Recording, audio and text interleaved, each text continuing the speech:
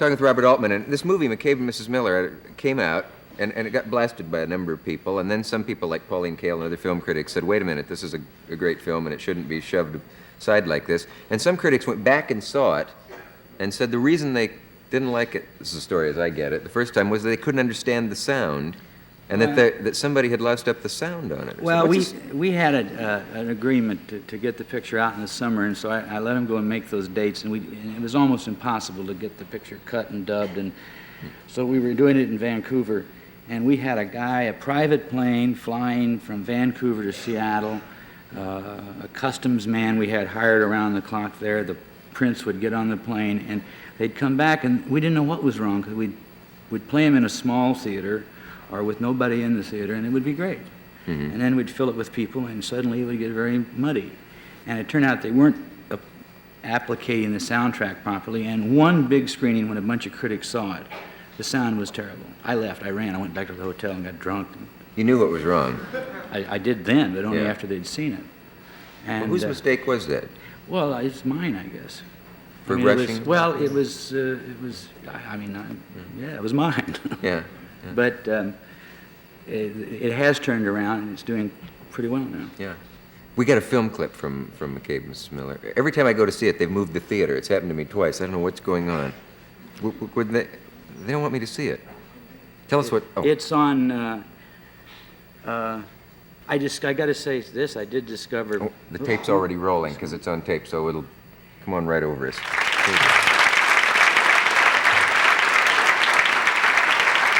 I'm sorry, now you can tell us what you wanted to tell us before we got into that.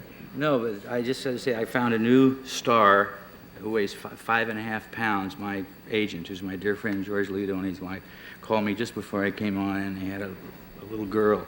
And they were waiting all the time. George says, I'm not going to have that baby until that picture is going to go into profits.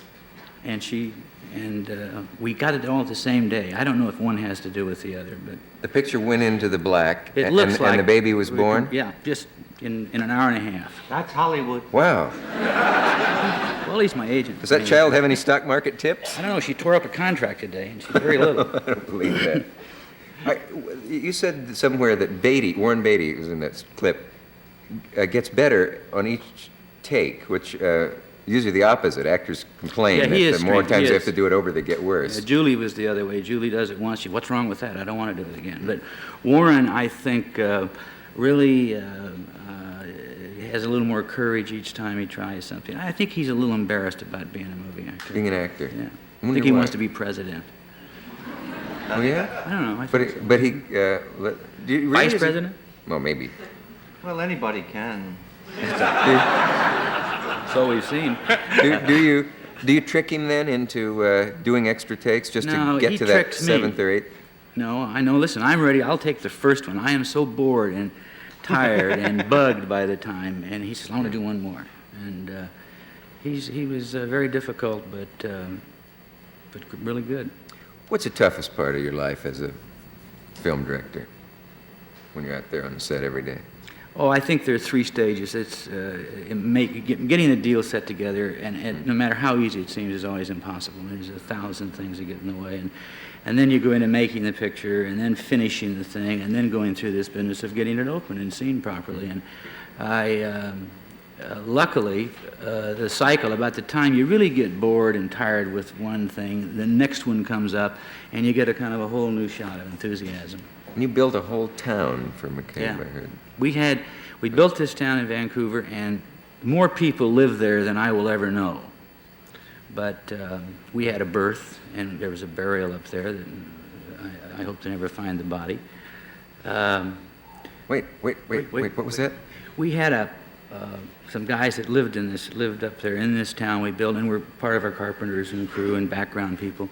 They came to, we had a pine box made, a coffin, and we were through with it, and the scene was through, and they came up and they said, could we have that? And I said, well, yeah, what do you want it for? And he said, well, our grandmother died. She was in 89, and all her life she didn't want to be embalmed.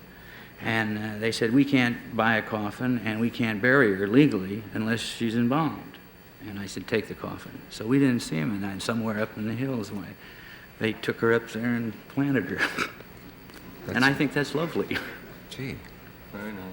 Well, I must say that's the first time anyone's ever told the story of an illegally buried grandmother on the show. It's an unusual experience. After this message from our local stations, we'll be right back. Starting with Milt Kamen and Robert Altman, film critic and film director, respectively. So funny, give me that kind of respect. Yes, pull your vest down, like a film critic would. Can you answer questions when they ask you in interviews like, what is MASH about? What's the meaning? Well, I can, but it's a lie. I mean, there's too many things. It's about a lot of things, and I don't know why you should. I don't like that kind of question, but I just wondered if it bugs you and how you handle the interview moment. Well, I just try to fake my way out of it, and it's for me to tell you what a film is about is kind of silly because I had to go to all the trouble to make it in order to get to that level of communication. And you know, I'd rather loan you the $3. Easier to go around. And go see it. Yeah, I understand that. What's the best film you've ever seen? Oh God, I don't know. There isn't that one that I you hold think up Houston's I think a great film that was overlooked because of having movie stars in it was The Misfits. Mm-hmm. John Huston's picture with Clark Gable and Marilyn Monroe, and I think people missed the film because they were so. It was Clark Gable and Marilyn Monroe, and that's right. You couldn't really see the film because there was so much going on. You knew so much about Gable's death and Marilyn Monroe's problems and all that. You couldn't really get a look at the film. If that had been your script, would you have made it with unknowns? Well, I don't know. I mean, I prefer to do that generally. I think it depends on the picture. In McCabe and Mrs. Miller, using Warren, and not so much Julie, I mean, that was a bonus, but using Warren saved me about 20 minutes of storytelling because we open up with this character, and one of the main themes of it is that you see this guy who's on top of everything. He's very clever, and you see him just destroy himself. You see him just feathers come out, and he's what he is. And so I didn't have to build him up. Where if I had an unknown actor in that part, I would have to have him do something so you as the audience would say, hey, that's really some guy. But this way I can just bring him in and with a hat and a few moves, and he is Warren Beatty, and you're just watching the picture start. So the audience attributes all those things to him. So then I can start right away tearing him down. So it saves me, and it's a long film anyway. So there is an advantage to having stars in one sense. And another. I think some pictures they fit, some they don't. I think they would have ruined MASH. Ruined what? MASH. I think if you'd taken very well-known personalities at that time, why you become aware of their comedy, and we try to stay with the generally unknown people for it. Are you luxuriating in success? Or do you worry about it? Do you still worry when you tell someone to go to hell that you might topple your success? No, I am quite aware that I think I can probably get by with one bad picture. I would be worried about two in a row. Once you do two, you can't get the money back. You might get the money again, is it? I don't know. It's a scary business, but I mean, I'm very happy. I like it.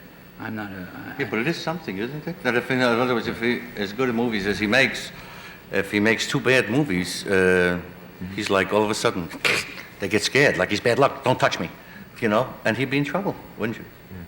Then where do you go? You wouldn't. No, You would. I would be in trouble. They I'd say have to go to ants and those things. That's right. go to insects. They say once you've had the exhilaration of filmmaking that you can't be happy again in normal life. What would you do? Suppose you did two lousy films. What would you do with the rest of your life? I'd keep hustling to make another one.